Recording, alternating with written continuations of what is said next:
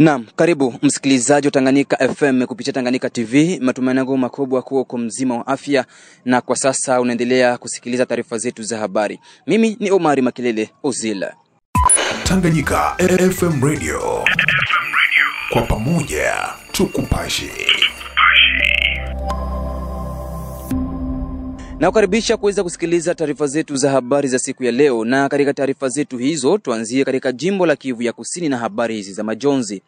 Lida wa kijamii ukanda huo wa kusini mwa jimbo la Kivu Kusini pa Uvira, Bwana Andre Biadunia Mashaka ametoa mkono wa pole kwa familia ya wazalendo kwa kumpoteza shujaa mwenzao Kamanda Rukumeta Pierre ambaye amefariki wikendi iliyopita pa Uvira. Kwake notable huyo ni kwamba kifo cha Kamanda Rukumeta Pierre amefariki wakati ambapo inchi na raia walikuwa bado na uhitaji wake, hasa kipindi hichi inchi iko katika uvamizi mkubwa wa Rwanda. Andre Biadunia Mashaka ametoa hapa picha ya kifo cha shujaa huyo wa vita Kamanda Rukumeta Pierre. Ni kweli General autoproclamé Rukumeta Pierre alikufa ile wanaita kusikombea se blessure, kwa sababu kulikuwa vita yapata 2 semaines huko upande wa Makageregere mu shoferia Bafuliru upande wa milima kuoho plateau, na yeye alikuwa kwenye shamba la vita mwenyewe. Malheureusement akapata mabale kwenye upande wa tumbu na akashushwa hapa. Alishushwa na retard kidogo ya 1 jour, akafika kwenye hospitali kubwa ya Sepake pale Kasenga, akaanza kushughulikiwa. Mungu akamsaidia akaingia mkoma. Hiyo 2 semaines yote alikuwa kabisa tunajua kwamba Mungu ashamsaidia atapona. Akatoka kwenye sonde, tukasikia kwamba anaanza kuzungumuza, anaanza kunywa chai kidogo, tukasema basi Mungu anatusaidia, vaya kombata wetu anapona. Tulisubiri tukajua kwamba vitaenda sawa, lakini malheureusement tumesikia kwamba weekend hapa juzi akafa. Tukapeleka mwili kwenye morgue na tutazika siku ya 3 hii ya kesho hapa mercredi. Tutazikia kwenye kilima chake cha Kitundu msheferia Bavira upande wa juu hapa ile ya vile ya Uvira, na tutamaliza kilio siku ya 5 itakuwa vendredi. Donc tunazika mercredi kwa sababu ni njia kabisa ndefu kwa kupanda, kisha tunamaliza kilio vendredi. Donc ndio circonstance ya moro yake ile. Haiko kusema kama alikuwa na malaria, alikuwa na diarrhea. Hapana, ni combattant, alikufa kwenye shamba la vita. Tunashukuru Mungu kwa hiyo, kwa sababu damu imemwangika kwenye udongo wa Kongo. Hata hivyo, Andre Biadunia Mashaka ameongeza kuwa raia wa kusini mwa jimbo la Kivu Kusini watamkumbuka daima Kamanda Rukumeta Pierre kwa msimamo wake wa uzalendo katika utendaji wake kazi. Hakukuwa lashe, hakukimbia. Amesema nitakufa juu ya nchi yangu. Alikamata silaha juu ya kutetea nchi, na basi Mungu ametoa. Imani yetu inatuambia kwamba tutapata tu mwingine ambaye atasimama upande wa Kongomani, upande wa peuple congolais, kutusemea, kutukamatia silaha na kukimbiza adui ambaye ni aggresseur malukia kwa envahir nchi yetu. Donc pole sana kwa familia yake biologique, pole kwa wazalendo wote, na pole kwa peuple congolais ambayo vimetufikia, vimefika vile. Mais aussi tunataka kupana message ya encouragement kwa wazalendo wote kabisa. Mungu awapatie nguvu.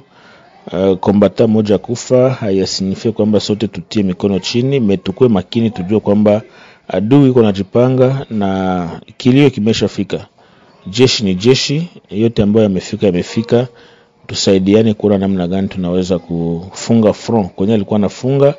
Tunaomba ekipe yake ijitokeze, batafute mwingine mwatamremplacer pour que ule remplaçant wake endelee kufanya kazi sawa sawa na gisi Pierre Rukumeta alikuwa naifanya kwa benefice ya peuple congolais. Vitu ya Marusha kukua kwa Marusha, il était très sage, très compréhensif. Malheureusement Mungu amependa ifike vile, mais tutapata mwingine tu mwenye atamgombola bila shida. Tusalie tu pa Uvira ni kwamba shirika jipya la raia kusini mwa jimbo la Kivu Kusini pa Uvira linaandaa kuzungumza na raia juu ya kutoa mwangaza kuhusu msimamo wa raia baada ya kusimamishwa kwa kazi za ujenzi wa barabara ya taifa namba 5, mitingi ambayo itafanyika siku ya pili ya wiki tunayo mjini Uvira. Udhibitisho ni wake Bwana Mafikiri Mashimango, mratibu wa shirika jipya la raia kusini mwa jimbo la Kivu Kusini pa Uvira, ambaye ametoa mwangaza juu ya shughuli hiyo itakavyokuwa. Parapor na swali, acha nikwambie kwamba shirika jipya la kiraia kufuatana na mambo yenye iko sur le plan sécuritaire, sur le plan développement, ni kuambia raia yote ya Sud Kivu ya kwamba tuko na kikao kia kabambi meeting yenye tunaorganize ku quartier Kavimvira. Nitafanya meeting na raia yote ya Uvira porque tuongelee mambo matatu. Ilifoko sinyale kwamba saa hii ni problem, tutaongelea barabara ya route numero 5 yenye barua ilitoka inakuwa siku 2 na 3 ya kuonesha kwamba makazi imeshimamishwa, na ile inaonesha mecontentement ya kabambi sana. Population ya Uvira, population ya Fizi iliresiste sana face ya M23. Avance M23 ni ajabu sana kusikia leo wanaamua kwamba wamearete matravaux yenye iko kuantere ya raia. Donc ni kusema kwamba tumeamua tuite batu wote wakuje tuongee tujue tutatembea nini, kwa sababu unajua mambo mengi iko nafanyika Kongo, na ambapo nikifanyika Fizi au Uvira nakutana ke matravaux na anza na naisha. Na ndio maana tulisema kama shirika jipya ya kiraia tunapasha tushimame tuongee na watu tujue tutatembea nini. Vraiment inaumiza zaidi sana kwa watu wote, kwa sababu atakuwa na jatandre mwa hii periode securitaire. Il faut kuonesha kwamba mambo tulishimama kama raia ya Uvira, raia ya Fizi, tunakuya ghafla ya makazi ya barabara na shimamishiwa. Donc tunaitia watu siku ya pili tarehe 17 watu wote tutakutana na Kurompwe Kavimvira, tutafanya meeting porque watu waongee nini tunaweza fanya kwa sababu ya makazi endelee tena murute numero 5.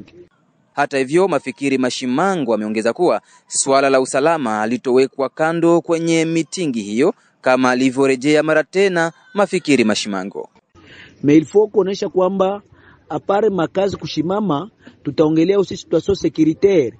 Unajua kwamba panakuwa siku 3 siku 4 même si pako makoro yenye itaiko na taka fanyika Etats-Unis entre le Rwanda et la RDC, mazungumzo yenye iko nafanyika kati moja ya Doha, inakutana kwamba pako maorganisation yenye iko nafanyika pale M23 na mara mingi haiko kufavere ya sisi raia ya Kongo. Na ndio maana tumeamua kwamba situation securitaire watu wataongea, kwa sababu tumeona kwamba a part de cesser les faits, il faut kusinyaler kwamba maintenant ma infiltration inaanza entre M23 na Rwanda kupitia mu parti na itiwa ya Mwenga na mu access za mingi kwa jua kuingia Uvira mu sheferia Bafuliru.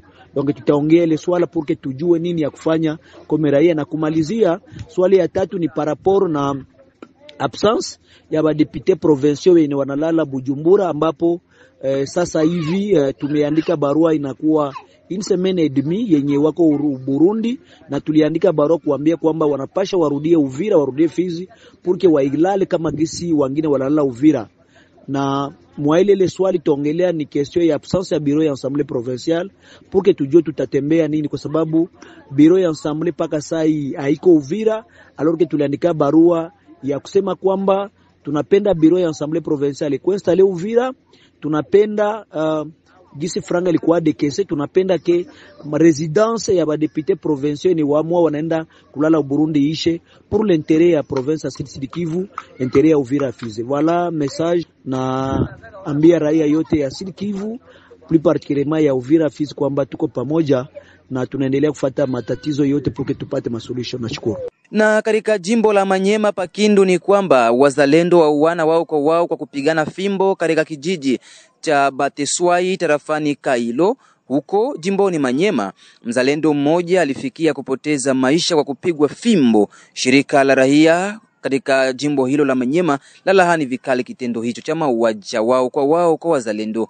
Godefroid Musunga Shabani ni mwandishi mwenzetu wa huko Kindu, ameandalia Tanganyika FM ripoti ifuatayo. Wazalendo ndani ya jimbo la Maniema ambao walijiunga pamoja ndani ya collectivity ya Bangengele mtaani wa Kailo ndani ya mji wa Bateswai waliweza kupiga mmoja mzalendo fimbo kwa ajili ya kumnyoosha. Kwa bahati mbaya aliweza kufariki hapo hapo, na kwa hiyo wanajeshi wa auditora waliweza kufika mahali hiyo kwa ajili ya kuwakamata na kuwapeleka mbele ya sheria, kwani wanaanza kutambuka mipaka. Radio yenu iliweza kumhoji kiongozi wa shirika la kiraia ndani ya jimbo la Maniema ambaye anakuwa makamu Kapamba Wilima Patrice. Aliweza kulaani vitendo hivyo vya kuanza kuuana wao wenyewe na kuomba kabisa viongozi wa jimbo la Maniema wajihusishe kwa kuweza kukomesha jambo hiyo. Wilima Patrice Kapamba anazungumza. Ilipitigana ajali kati ya wazalendo na jeshi letu ya FARDC. Leo tena mimi nilikuwa ninatoka ku village Lubelenge kuorganize maeleksio ya societe civile. Sasa usiku wa kukucha leo wazalendo wao wenyewe wakapiga mwenjao na huyu mwenjao akaenda kufariki pale pale. Ni kusema kama vile wanaenda kusema huyu mzalendo mwenjabo hakuheshimia makanuni ya kwao, na vile walienda kumupiga na huyu mzalendo anaitwa kwa jina ya Papi akakufa kwa rafla pale pale. Na njoo maana ninaalika wakuu viongozi wetu wapate kufatilia au wazalendo ajili ya maisha yao, kubeba zamiri ili wapate kutumikia inchi yetu ya Kongo. Wanaenda kuachiliwa, hakuna encadrement moya fulani. Leo ku territoire ya Kailo tunaenda kuishi Calvaire sababu au wazalendo wanaenda kufanya kijeuri. Banasemaka kwa lugha ya Kifaransa les loups ne se mangent jamais. Leo tunaona wazalendo wao peke wanaenda kukulana na njoi wanaua mwenjabo umoya. Na mimi nakuta kama hii itapeleka na raia inakuwa inaishi maisha ya wasiwasi. Wakaaji hawapendi kuona wale wazalendo, kwani wanaanza kufanya vitendo ambavyo viko kinyume na sheria. Tumalizie na uko katika mji wa Baraka jimboni Kivu Kusini ni kwamba baadhi ya raia wa mji wa Baraka wametaja kupongeza kwa hatua iliyochukuliwa na uongozi wa mji huu kwa kufanya kazi za pamoja kila siku ya Jumamosi ya wiki. Katika pitapita za mwandishi wa habari wa Tanganyika FM, baadhi ya raia wamesema kuwa hatua ya kazi za Salongo ni nzuri, ila ni vema meya wa mji wa Baraka kwa muda kukazia swala hilo na kupiga marufuku kwa baadhi ya wazalendo kufanya ukaguzi wa jeto, na ambayo inakuwa na vinyume vingi kwa raia. Baadhi ya raia hao tuwasikilize wanavyoeleza. Initiative ya kazi za Salongo ni safi kwa ajili ya maendeleo ya kata letu. Hatasubiria rais atoke Kinshasa ndio yake kutusaidia.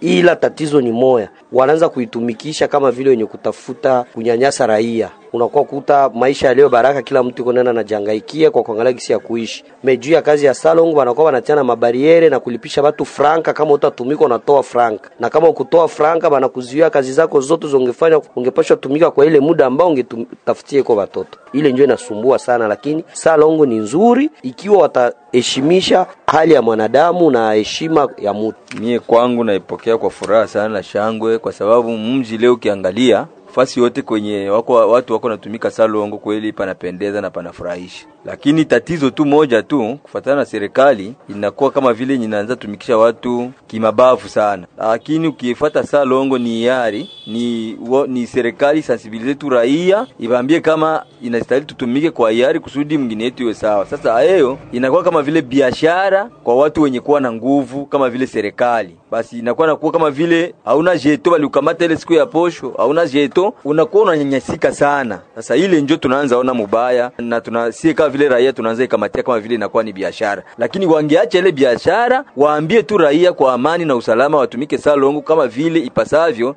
inaweza kuwa vizuri sababu mji wetu utapendeza. Mimi ndugu mtangazaji, kama mkaaji wa Baraka, ni vema kufanya Salongo, ila ina mahitilafu fulani, kwa sababu sisi kama watu wa vile ya Baraka tunajua kuwa vile lipewa retrosection ya $30,000 alors que ile franga ingepashwa kutusaidia kufanya hata miferegi 2-3 katika mji wa Baraka. Lakini kwa mshangao mkubwa hizo franga hazisemeki tena, hatujui zilienda wapi, na mpaka sasa meri inachukua jukumu ya kufanya salongo. Ni vema kweli kwa kutakatisha mji, ila sio vema zaidi, kwa sababu watu tunaanza kuchimba mfereji na mikono, lakini kama ule mfereji au kujengewa, kesho tena utajaa uchafu na utarudilia vile vile. Ingekuwa vema viongozi wetu kuwaza kabisa tukwe tunafanya hizo salongo na pesa ziwe zinakuja, wanauza hata beni 2-3 za mawe, wanajenga tumfereji kidogo, wanaanza hata na mfereji umoja unaisha, wanakamata mwingine unaisha, hivyo na hivyo, na watageuza jiji. Lakini salongo ya kutumainia tu mikono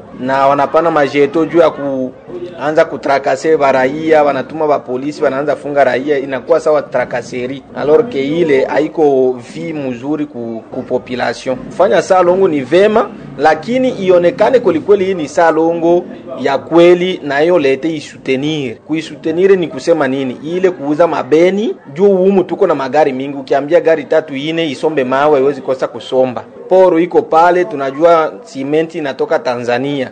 Kama simani ya serikali inatoka Tanzania, sidhani kama kuko nani alete inaanza kuilipisha. Lakini hizi ndio initiative za kufanya. Lakini tufanye salongo kila siku tu, na wakati vyovyote vitu havifanyiki, itakuwa ni kama zero, na ni kusumbua raia kutaka kuiuzi tu juu ya kukaa na ilipisha hiyo matike na kuliwa franga. Ndio hivyo ndogo mtangazaji.